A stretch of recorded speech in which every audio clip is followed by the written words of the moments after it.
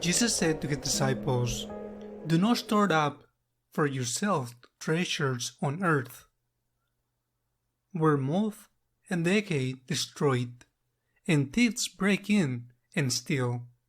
But store up treasures in heaven, where neither moth or decay destroys, nor thieves break in and steal. For where your treasure is, there also will your heart be. The lamp of the body is the eye. If your eye is sound, your whole body will be filled with light.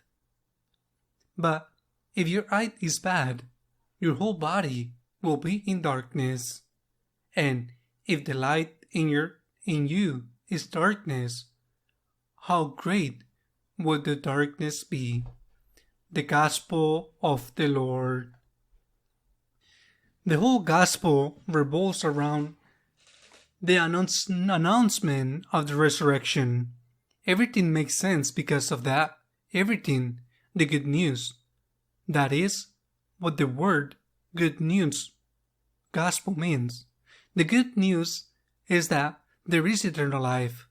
The good news is that God loved us and has opened the gates of heaven, and that this life here is more or less hard, sometimes very, very hard, because this life here is temporary. Everything revolves around the resurrection of Christ, that certifies with a provoking historical fact, verifiable, that death is not the end. What is wrong with us? Well, we have lost faith. That is what is happening to us. We have lost faith. I think we have lost, maybe not all at the same level, but we are all influenced. We are all damaged by this virus of atheism that surrounds us. When before I had more time than now. When I travel around Spain, the same I can say about other countries, Italy, French, also in Latin America. But when I was traveling in Spain there are many towns that today are almost empty. Towns that years ago had more population than now were more important, but today they are almost without people. Some of them totally empty. And in those towns, lost in the Castilian plot, in those towns, there are some spectacular churches. In those villages, there are spectacular churches. They are not the great cathedrals of Burgos, Toledo, León, but they are impressive churches with Baroque altarpieces, sometimes very old sculptures, or of enormous beauty, paintings. Those villages were certainly more populated than now, but those villages were inhabited by a simple people, peasants of Castile, peasants of Andalusia, peasants of those peasants who were not rich, and yet they built those churches that defined the centuries and paid artists, perhaps not as reward as those who filled the Cathedral of Toledo with paintings, but there were artists who had a certain prestige. Why did they do it? Because they had faith. They knew that the house was God's house, and that they had to honor God. They had to honor God, that they would not have their house well and God's house badly, and they knew that their funeral will be there. The same as their wedding or baptism, they knew that the alms will help them for eternal life, and they left a part of their inheritance, which sometimes was small inheritance, but they always left a part for masses for their soul. what has happened to us?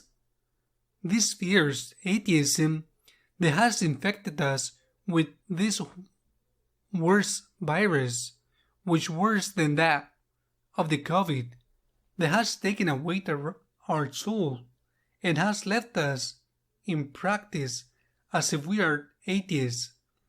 We do not have eternal life present, and it is not the most important thing. I don't say that the only thing, but the most important thing that should concern us. And in the end, those who are saved know, and those who are not do not know anything. We have never seen a moving truck following the coffin when it is going to be buried. Maybe in the cemeteries they can say that you were the richest of those who are buried, but in the end, thus you are, and to thus you will return. That is why. Because we believe in eternal life, we must keep in mind that we must treasure the best good for heaven, not by buying things, but with certainty. It is St. Peter who says in this letter, charity, alms, saints. St. Peter, alms convert the multitude of sins. With that, I do not mean that we can sin and give alms and remain with a clear conscience. But how are we going to stand before God and hear the Lord say, "Go away, accursed of my Father, because I have been hungry and you have not fed me. Go away, accursed of my Father, I have been hungry and you have not fed me. Naked and you have not clothed me. In prison and you have not come to see me. Alone and you have not accompanied me. Go away, accursed of my Father." How are we going to listen to this? Instead, we should hear, "Come, blessed of my Father. I have been hungry, I have been naked, I have been sick, and you have helped me. You have been patient with me. You have forgiven me. Come, blessed of my Father." But who believes in eternal life? If we believed, if we had faith, like a mustard seed, our approach to life will be different.